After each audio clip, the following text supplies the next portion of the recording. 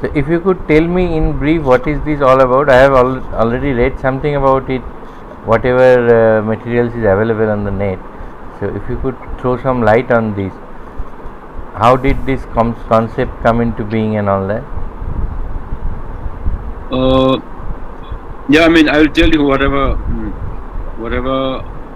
I know, and of course, whatever I say is purely based on my own understanding, my interpretation, because I'm not officially involved in GMC. So therefore, whatever statements I make, it doesn't really reflect any kind of official statement or official opinions. That at times, even in an unofficial capacity, you can play a much larger role than in official capacity. Yes, this is what I'm hoping. This is what I'm hoping. Basically, yes, in whatever way, small, big way that I can contribute towards this bigger objectives. So yes, you're right. I mean, this is what I'm also hoping. And as I said, officially, I'm not part of that. And now, yeah, just to give you, and also, Miss Tilotama has actually shared that you all must be working on a book project or something on GMC. Right. So my suggestion would be, maybe at some point you should also get in touch with some people directly involved in GMC, so that you'll be able to get more official kind of a statement or information, and many other informations which we may not be aware of. So this is something I want to strongly. Absolutely. And now my session with you all, basically I'll be trying to give you a kind of a bird's eye view, you can say, of GMC. So are you ready to listen? Yeah, sure. Okay. Have you lost Miss Tilotama? No, she's there. Okay. Okay, so GMC, I mean, means Gelephu Mindfulness City. And Gelephu is the name of a place, existing place. It is in southern part of our country, bordering the Indian state of Assam. And as of now, Gelephu, Bhutan is made out of 20 districts. So Gelephu is in one of these districts called Sarpang in the south. So now GMC, the heart of GMC, you can say, is Gelephu. Gelephu is also one of the, in terms of the ranking, it could be like the 4th or 5th largest town or city in our country. And therefore the name of the city as of now is being carried by Gelephu. And the area of GMC, it expands almost like 2,500 square kilometer, which, I mean, for understanding, is supposed to be larger than Singapore, 2,500 square kilometer. And it is... This is mostly plain land, right? Yes, mostly plain land. Yes, you're right. And it is, as I said, is bordering the Indian state of Assam. On the foothills. So it is in the foothills. You can say it is in the foothills of the Himalayas. And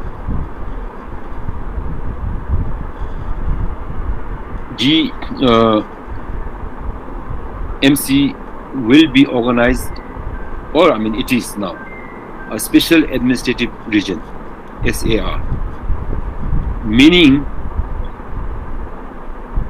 the laws of Bhutan as a country will not be relevant or will have influence or have authority over GMC. So GMC will have its own governance, its own judiciary, its own, financial, everything. Maybe even the currency.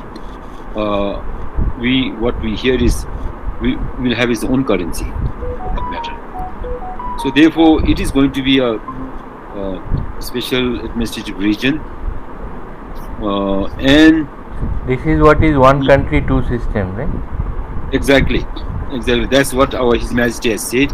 It is going to be a one country, two system. But the vision is maybe once this city is fully formed, established, which could be after 10, 15 years. I mean, this is what we are hoping. So maybe after another 30 years down the line, then again GMC will get dissolved, and it will become part of Bhutan. So for next 30 or 40 years, it will operate as a separate entity, as a separate country or whatever. I mean, what you want to call it, and then finally it is going to come as one country and one system. But presently, now it is going to be operated as one country, two system. So that's the kind of overall, and it will have its own governance like CEO, and I mean everything. It will be different, and I That think will not give rise to any kind of legal or compliance related problems, administrative problems, because within one country, if two systems persist, how is it going to be operative? No, so it will have its own law. It will have its own judiciary. So and also the law, the governance, the judiciary, the finance, the everything that we are going to do in GMC will be in a way first of its kind, in a good sense. So it will be almost like, you know, the best possible ways of doing things. In essence, whatever we do there in GMC will be guided by the principle of mindfulness. Therefore, the name of the city, I mean, the city carries this name, mindfulness. And when we say mindfulness, what we are also saying is that city will be first of its kind. Basically, it will be a model for a city, how a city should be in 21st century and beyond, maybe in 22nd century, and basically trying to avoid the mistakes or the things that are not working in the as of today in our world. So those will be all avoided, and it will come up with its own new system that will be in perfect sync with nature, people, in a perfect harmony, and also this will be highlighted by principles of mindfulness, sustainability, and more importantly, the spirituality. So these will be, and of course, good governance. So these are the kind of four main principles: economic dynamism with mindfulness, spirituality, sustainability, and good governance. So these will be the key elements.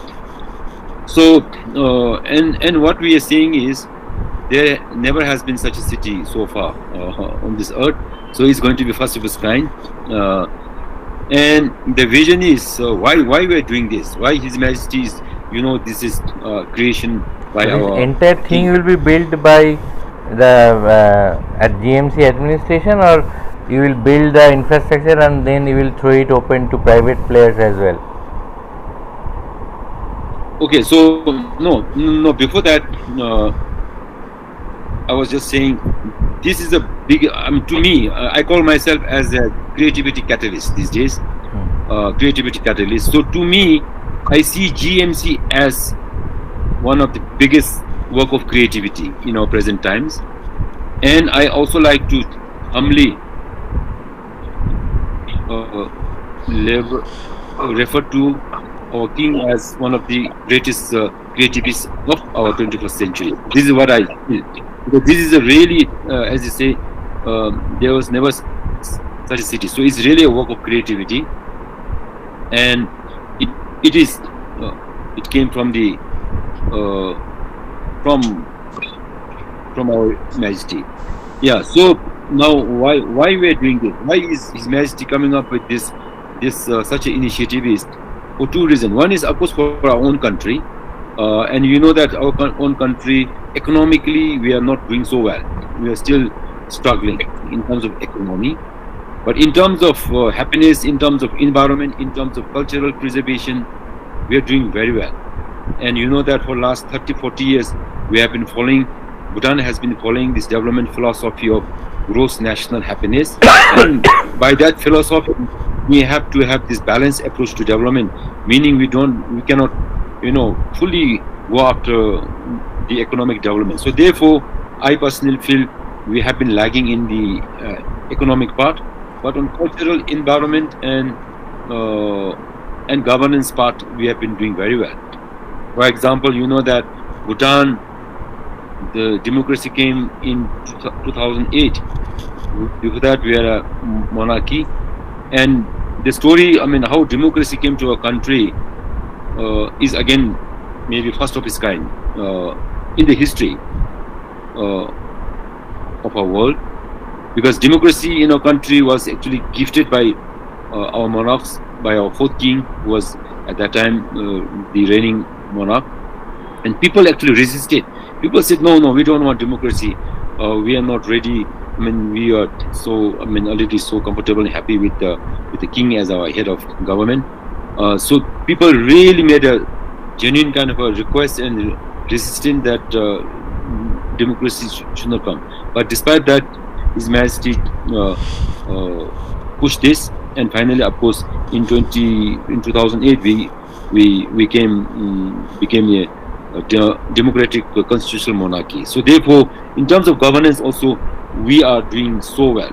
So what is lacking is the economy. So therefore, GMC, while will also continue to do, in fact, do more on these three elements: the cultural preservations, the mindfulness, the spirituality, the sustainability. This will be also very strong, but at the same time, the economic part will be also there. So therefore, we believe that Bhutan will also benefit from the economic development that will come by by establishing this GMC. So that is one objective for our own country. Second is more of a universal and global. So we are aspiring, hoping that GMC will be developed or grow into a city that will be regarded as a model city for 21st century, wherein basically a city that is in a perfect sync with nature, people, mindfulness. So something almost like a Shangri-La. If you know what I mean, the Shangri-La concept. So right. Once Gelephu Mindfulness is fully developed, this is my imagination, it will be almost like a Shangri-La. Of course, just know Shangri-La is a term that we know what it means, but as of now, maybe that is not there in this world. It is supposed to be something hidden, heavenly-like place. So maybe GMC will become that way. That's my kind of imagination. Now, coming to your question, who is going to invest? Who can come there? Is it something that GMC is going to build and others can, So what is going to happen is, I think, we are already looking, His Majesty, the team from GMC, led by His Majesty, they are already looking for like-minded people all over the world. His Majesty has been traveling a lot and basically exploring and looking for people who have both money and also the knowledge, expertise to support this philosophy, this great initiative for mindfulness. So if it is matches, then I think they can come and be a part of this, and I think they have already identified. For example, I think maybe you have already heard from India, Mr. Adani is already registered himself as one of the founding members of, I think, GMC. So he's already investing here in the past. Similarly, from all over the world, I'm sure there are many people who will be part of this. So therefore, like for example, Adani, I think he's going to invest in the hydropower there, most probably. And similarly, some other investor will also choose some other particular line of enterprise or business or an area, and they will also put investment there, but under the principle of mindfulness. So there will be a whole checklist, because in GMC it is not just the money. Even if you have a lot of money, and if you want to invest, if you can invest, but it will be not an automatic. Just because you have a money to invest, it's not that you can come in here invest. So they will be, I'm sure, taken through a whole series of checklists, and only if they fulfill those checklists, then they will be invited. So it will be more of on invitation. So any investor partner who wants to be part of GMC, is not that anybody can come there and be part of it. No, of course they can apply, and then the whole process, they will go through the whole process, and finally if they qualify, then they will be invited to be part of There will be some screening mechanism. Yes, strong screening mechanism. And what I understand is the biggest criteria will be the mindfulness in whatever they are going to do, and also the spirituality part and the sustainability part. This will be some of the key areas. So it is going to be a global city, in other words. So it's not just for Bhutan. Of course, Bhutanese will also participate, but more than Bhutanese, I think it will be more of a global city. And also those people who are coming, looking for a different model, a different way of doing things. So in this, I think this is what GMC that I can talk about. But as I said, I am not a competent authority on this, nor an official part of this, but as a citizen, we are involved. And last week I was there with a team of students from a nursing school, and we were there for 5 days of volunteering. And now let me share a little bit on this. And the voluntary that we participate, it is supposed to be the 5th one. So already 4 volunteers such program has taken place. And what happens is, from time to time, regularly the GMC office, they make a public announcement. Okay, now we have scheduled the next volunteer program, and then people on their own, we can register. Like for example, I registered for the 5th one, and then we got registered, and then we go on our own to that GMC, that area. And just now the work has just started. So for example, what I did in my 5 days at GMC volunteering is, we were given a place in GMC. Just now it is almost like a forest, and we were clearing the bushes there and trying to make a clear, dig, and then plant the grasses like napier grasses for actually elephants, because the wild elephants there. So we were actually trying to create an ecological corridor, and it was right at the border of between India and Bhutan. So we were involved in that work, trying to create an ecological corridor. We planted grasses, and then also we created some water ponds, water bodies for elephants to come and drink water there.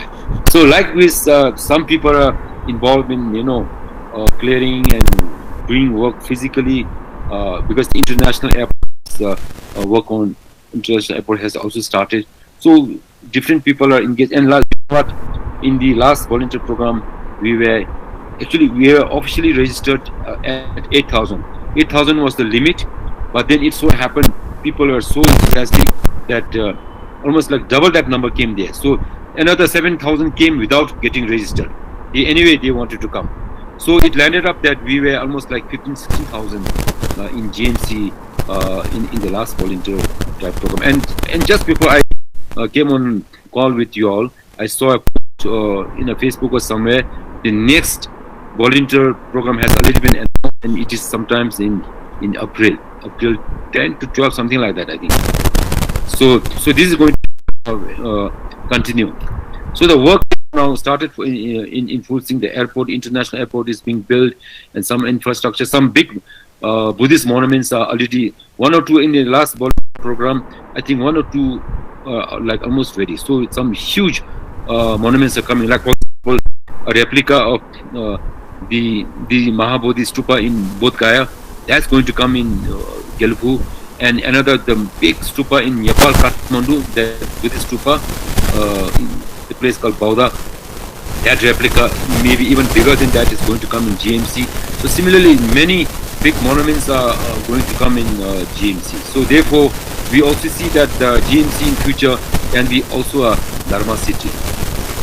Yeah, maybe I'll stop it here. I think I've you talked too were much for one of the technology. key forces, instrumental in promoting Bhutan's tourism for several years. So how important would be tourism in this GMC? Oh Tourism yeah, will also so play a tourism will crucial be, role here, right?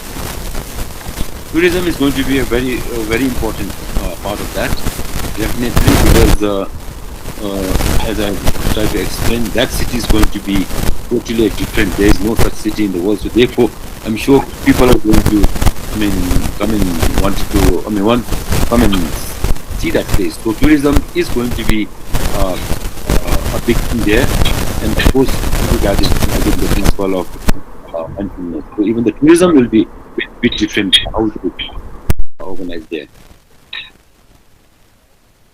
So there'll also be an ethics committee to govern this whole thing. Pardon? Sorry? An ethics committee? Will there be like an ethics committee? I'm sure. Yes. So those details I wouldn't know, but I'm sure there will be. So one question that comes to my mind is, since you all are advocating this one country, two system philosophy or policy kind of thing, if a particular region grows or develops, then I fear there can be some kind of discrimination also between two regions or maybe among regions, because one particular region will develop very fast while the others will kind of lag behind. Yeah, that's also possible. But then His Majesty the King is very much aware of this situation, and in fact, I remember His Majesty explaining that in fact what we are trying to do with one country two system is basically GMC will be developed in that very high standard. It will be at the world's high standard. Whereas Bhutan, as of now, our development status is quite low. We are just graduated into a middle income country, so we are still very low. Now, the hope and the strategy is that as GMC is being developed, we are hoping the whole rest of the Bhutan is also going to try to catch up. So, therefore, simultaneously, the Bhutan, Bhutan minus GMC, will also try to fast track our initiatives, our development. So therefore, as I said earlier, in another 30 years time or maybe 40 years time, we are hoping. Not hoping. That's the plan. That's the vision. GMC will get dissolved, and we'll be back as one country. So there will be no GMC. Then the GMC will be dissolved, and then it will become, I think, Bhutan. So, meaning by then the rest of the Bhutan would have also caught up with GMC. So that is the plan. That is the big plan. So therefore, now at least the whole population, Bhutanese citizens, we are very clear. Maybe initially, as you have rightly pointed out, maybe some of us felt that. Why Gelephu? Why not, in Bumtang? Why not in Thimphu? Why not in Paro? Because that country, that place is obviously going to benefit. They are going to develop fast. So definitely this concern was there, this question was there in the beginning, but now His Majesty has officially explained this.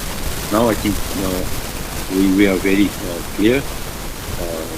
And yes. All these or majority of the inbound tourists also would like to kind of go to that particular place only because of obvious reasons. Once that region gets developed, this inbound tourists, or a majority of the inbound tourists, will go to that place only. But the rest of Bhutan is so beautiful. I don't think anybody would, once you get there, you want to see a few more things. Yes. Every corner to corner of that country is beautiful. Yes. So yes, as Tiltama has said, Bhutan, GMC also will have its own attraction, but Bhutan, rest of the Bhutan will continue to have its own pull. Yes. As I could make out, the main focus industry sectors would be education, healthcare, wellness, spirituality, then green energy, sustainability, etc. So all these will be developed following some kind of a global standard, or it will follow a kind of, as you mentioned, a Buddhist philosophy, Buddhist doctrine, or typical to Bhutan, or it will have a global character in nature? No. Uh, it will be referring to all the global standards, but for GMC, based on all those, GMC will have its own standard, and that standard is going to be the highest as far as we understand. So it will create a new standard actually. So therefore, as I was saying earlier, GMC will develop into a model city for the world. So meaning, as of now, that standard is not there. So we are going to create one. For the time being, what we have learned is, for example, the financial kind of a standards system. We are told we are presently using what they are using in Dubai. I think UAE in Dubai. I think they have some very good way how the finances are being governed and used. So we are kind of adopting or using that. Similarly, even in the governance part, I think we are also trying to start with one that's being used in Singapore, for example. So presently, of course, we are studying. The team of GMC is studying. So, for example, even in judiciary, I think they are going to study judiciary, the best of the judiciary system in the world, and then they put together and make one for GMC. Yeah. It will be act local, think global kind of thing. Yes. Learning from the global experiences, and then you create one, the best one. And in terms of architectural designs, and will it have a typical ethnic Bhutanese look, or maybe it will also be like any other global city? No, it will be very much Bhutanese architecture. In fact, that will be one of the highlights, because we already have already on social media, how our airport is going to look like. I mean, the engineers have, architects have already designed it, is already available. And there we see the airport architecture is, you can see the Bhutanese design. Of course, not exactly like what we have here today, but kind of an improved version of Bhutanese architecture. But at a glance, you can say, oh, this is a Bhutanese architecture. So it will be very much Bhutanese. Yes. Inside there will be all global and international standard amenities and facilities. Yes. Exterior look will be kind of Bhutanese, ethnic. Yes. And one unique feature will be, what I understand is, it will not have a high-rise buildings. I don't know what will be the maximum, but it will be definitely low-rise. There will be no big, huge concrete building. I don't think so. There is often a debate globally, development versus environment.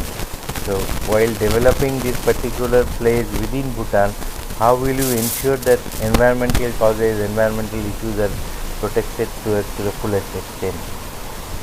I don't know exactly how, but it will be done, because even Bhutan, as of now, we are quite, as I said earlier, we are doing very well on the environmental conservation. In fact, we are the first carbon negative country, and we are still carbon negative. And our constitution, Bhutan as a constitution, warrants that our country be under forest cover minimum of 60 at all times, and we are still under like 75% of our country is under forest cover. So we have a very strong environmental policy, and as I said, GMC, one of the pillars is sustainability, environmental friendly green technology. So when we do this, I'm sure this will be taken care. It has to be taken care. I think there is no option or compromise on that. Definitely not. So in fact, GMC will be doing much more than what Bhutan has been doing so far. And why I'm saying this is for people to understand. I'm sure you know that Bhutan has been pursuing our development philosophy as a gross national happiness. Now GMC, we are being told, we understand that GMC is being labeled as GNH, 2.0. The next level of GNH is GMC. So therefore, all the standards, all the, will be kind of upgraded when it comes to GMC. So when do you expect these things to be ready, at least in the first phase? We hope the plan is the international airport will be ready by 2029. In 3 years from now. So yeah, so then maybe in another 5 years time, I'm sure we can actually start seeing the future GMC. I mean, that's my, of course, as I said, these are not official statement, but my understanding. And going by the concept that you are executing there, do you think that this particular place, GMC, can eventually emerge as a kind of global conferencing hub as well, because it will be a model place, model city kind of thing, with taking care of the environmental aspect as well? Definitely, yes. And what are your ideas about? I know you propagate this philosophy called high value, low volume.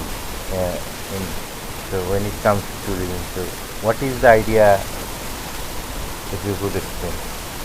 No, so high value, low volume has been our tourism policy for last 50 years in Bhutan. Now in GMC, I don't know whether they will adopt that policy or not adopt, I don't know. But whether they adopt that policy or not, it will be sustainable. It will be mindfulness tourism, definitely. But the high value, low volume is an official kind of approach of Bhutan. I mean, just now we're in Bhutan, yeah. So in Bhutan, this policy will, I believe, will continue to be pursued. And again, even here, I have to make a disclaimer here. Since you are a journalist, I don't know, in case if you happen to write on this. This is not an official statement. I am no more a government citizen. I mean, official. I exited officially in 2025 March. So I'm as of now private citizen, but I'm very much involved in taking or pursuing this tourism. So in fact, I'm almost like ready with the publication of my book on high value, low volume tourism. So therefore, even in that book, I make a disclaimer that these are all my personal views, and in no way any of this should be taken as a government or official views. So this is the disclaimer I want to make here. So after having made this, I personally believe Bhutan will continue with high value, low volume, because it is in the interest of Bhutan, and also for the world. I mean, for the world to, at least to have an example of sustainable tourism in practice, because we know that in the rest of the world, tourism is not so kind of regulated, and because of that, there are so many ills of tourism, especially mass tourism, over tourism, and because of that, I mean, the original vision or objective of tourism, I mean, is actually for a traveler to to have a good time, peaceful time, wherever you go. I mean, that is the original vision of tourism. You want to take a break from your normal kind of work life, and then go to some place and where you have a complete peace of mind, enjoy, relax. So that used to be the original kind of the vision.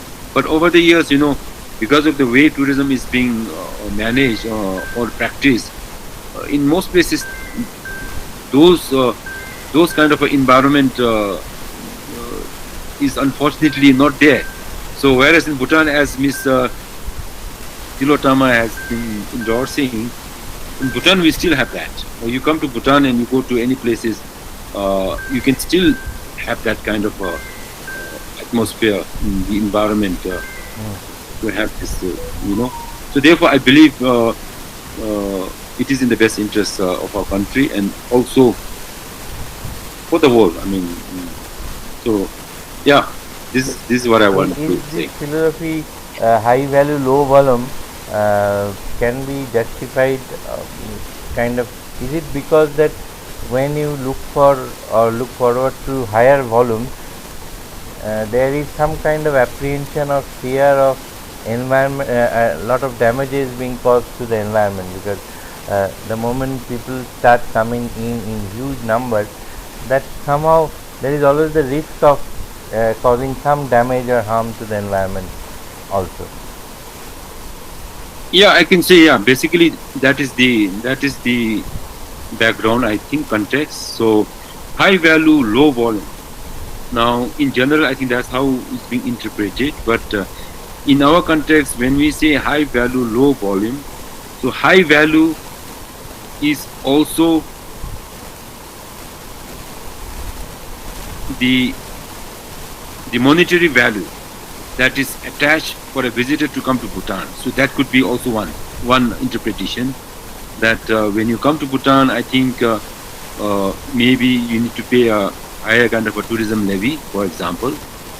But in our policy, how we also explain is not only that. So high value is also a high value experiences that we offer to the visitor. In terms of services also. Yes. So that is the high value part. So high value in terms of the visitor's experience, that they should really value, their experiences, their time in Bhutan as a visitor. The low volume is also, definitely you're right, is about the number of the visitors coming to our country. So, but very often people say that, okay, in Bhutan, the number of visitors that will be allowed is already fixed, limited.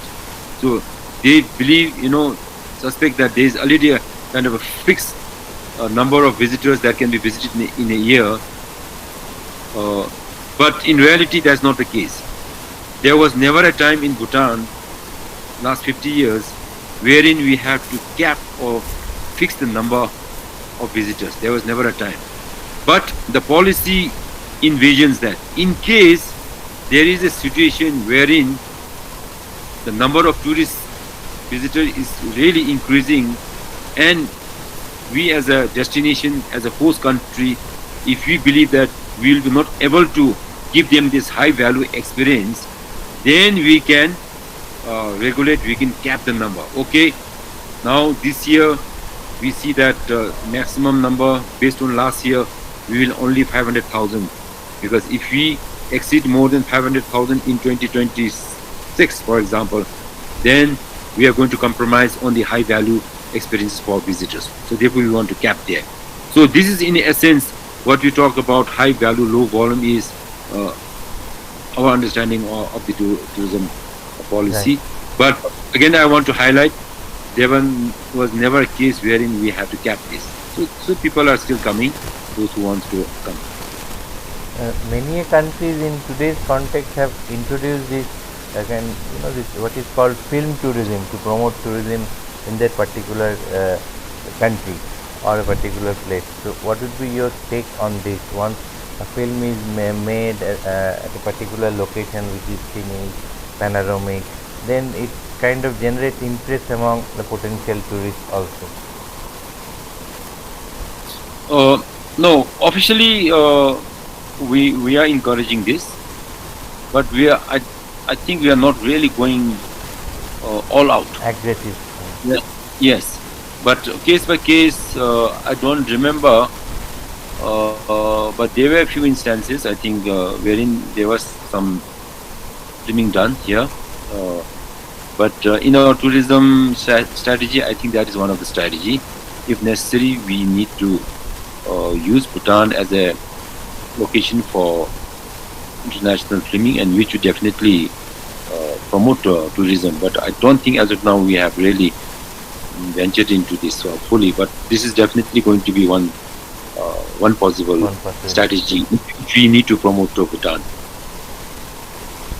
Thank you. It was actually wonderful and fascinating talking to you, Mr. Doji. Hope to catch up with you very soon, either online, virtually, or going there physically. I am also planning to go there, so maybe I'll catch up with you personally. You're most welcome. Yes, get in touch, and I'm sure I. আনন্দ আর ভালোবাসার দীপ্তিতে গড়া সমুজ্জ্বল পরমা। ঠিক তোমারই মতো। শ্যাম সুন্দর company jewellers, Agartala, Udaipur, Dharmanagar, Kolkata.